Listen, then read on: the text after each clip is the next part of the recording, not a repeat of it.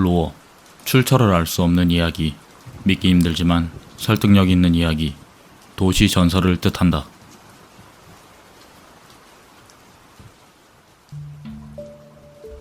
첫 번째 이야기. 길을 잃은 여자가 어느 숲속의 집으로 들어가게 되었다. 워낙 어두워서 아무것도 보이지 않을 때 누군가의 목소리가 들렸다. 여자는 무서움도 잊을 겸 그 목소리와 긴 대화를 나누었다. 밤새도록 이야기를 하던 중 동이 트기 시작하였고, 여자는 점점 밝아지는 시점에도 이야기를 계속 나누었다. 그리고 여자는 마지막으로 당신의 이름은?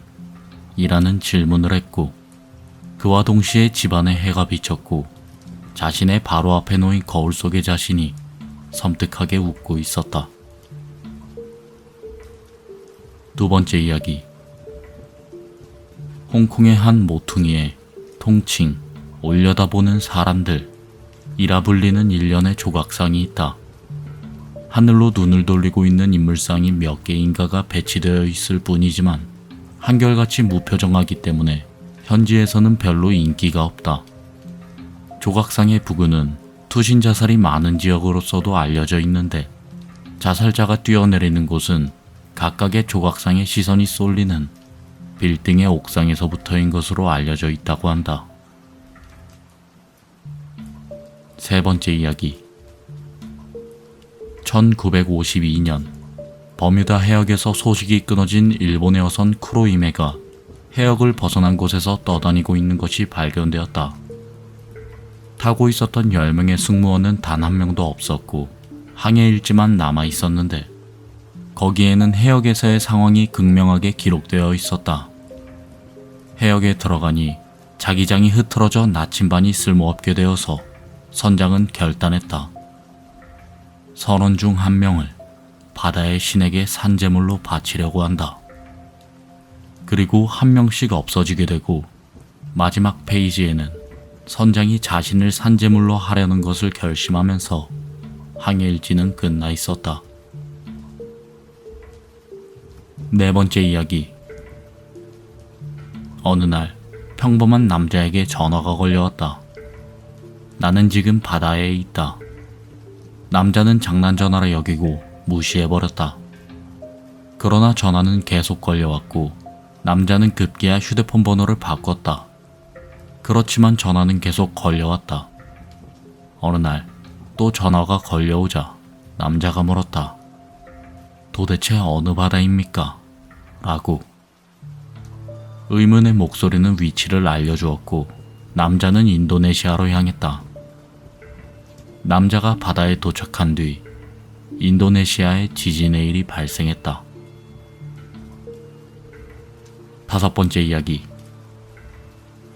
1960년 1월 23일 미국 해군의 협력을 얻어 피카르가 개발한 잠수정 트리에스테 2호에 월시 대위와 피카르의 아들 자크가 탑승. 마리아나 해구 내부를 목표로 하고 11,521m라고 하는 인류가 도달한 것 중에서도 최심 기록 달성에 성공했다. 다만 이 심도에 대해서는 신빙성이 적다고 여겨져 후에 1916m였었다고 수정되었다고 한다. 신빙성이 적어지게 된 것은 두 사람이 해구의 밑바닥에서 보았다고 증언한 아이 정도 되는 인간의 모습이 원인일 것이다. 여섯 번째 이야기. 독일의 어느 정육점에서는 많은 고기가 창고에서 사라지는 일이 종종 일어난다고 한다. 어느 밤 책임감이 강한 수습사원이 주인이 말렸는데도 듣지 않고 창고 안에서 망을 봤다. 다음날 아침 수습사원이 피투성이가 된 채 정신이 나간 것처럼 꼼짝 못하고 있는 것이 발견되었다. 발견한 주인에 의하면 그는 자신의 혀를 움켜쥔 채 작은 배수구를 응시하고 있었다고 한다. 일곱 번째 이야기. 어느 날 재활용품장을 돌아다니던 A군은 이상하게 생긴 마우스와 키보드를 주워왔다. 기존 키보드 마우스 위에 반짝이는 돌 같은 것으로 장식한 것으로 보였다. 그러나 그것을 사용한 이후로 몸에 변화가 왔다. 일주일 만에 초췌해지고 피까지 토하고 너무 힘들어진 그는 그 키보드와 마우스를 버리려고 했다. 집으로 돌아가던 도중 옆집에 있던 아저씨가 무언가를 이야기하고 있었다. 저번에 누가 우라늄이 박힌 마우스랑 키보드를 버려놨더라. 어디 갔는지. 8번째 이야기. 토치키현의 어느 중학교에서 타임캡슐을 파내기 위해서 당시의 졸업생이 모였다. 모두 재회를 그리워했지만 10년 전의 졸업식에도 오지 않고 그대로 실종된 남자 학생에 대해 언급하는 사람은 없었다. 그리고 파낸 캡슐을 개봉한 순간 사람들은 비명을 질렀다. 안에는 분명히 인간의 백골이 들어가 있었던 것이다.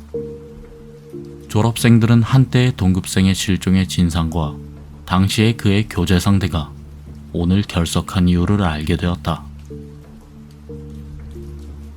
9번째 이야기. 괴담들을 읽다 보면 개의 눈을 이식한 사람이 귀신을 본다는 설정이 많다. 하지만 실제로 개의 눈으로는 사람이 앞을 볼 수 없으며 장님들이 개의 눈을 이식하는 이유는 겉보기엔 정상처럼 보이기 때문이다. 실제 장님들은 개의 눈을 이식하지 않으면 흉물스런 눈을 그대로 가지고 있어야 하기 때문이라고. 10번째 이야기. 한 마을에 작은 인형을 들고 다니는 여자아이가 있었다. 어른들은 그 아이가 언제 어디서 나타났는지 모른 채 5년이 흘렀다.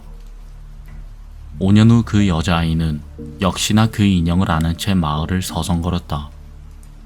부모도 보호자도 없는 아이가 말끔한 차림의 분홍 원피스를 입고 있었으나 그 인형만은 매우 지저분하였다. 한 번은 한 아주머니가 그 인형을 세탁해 주겠다고 하자 아이는 거절하였다. 그 이후로 인형을 바꾸어 주려거나 인형을 세탁해 주려는 사람이 있었지만 그때마다 아이는 거절하였다. 그런데 어느 날 한 마을에 청년들이 놀러왔다. 청년들은 술을 마시며 마을의 큰 나무 아래 정자에서 쉬고 있었는데 한 청년이 아이를 보자 술김에 그 아이를 성폭행한 후 살해하였다.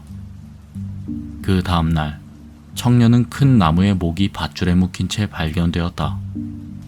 그리고 그 아이의 인형이 부분 잘린 채 발견되었는데 그것은 청년의 시체의 잘린 부분과 동일하였다.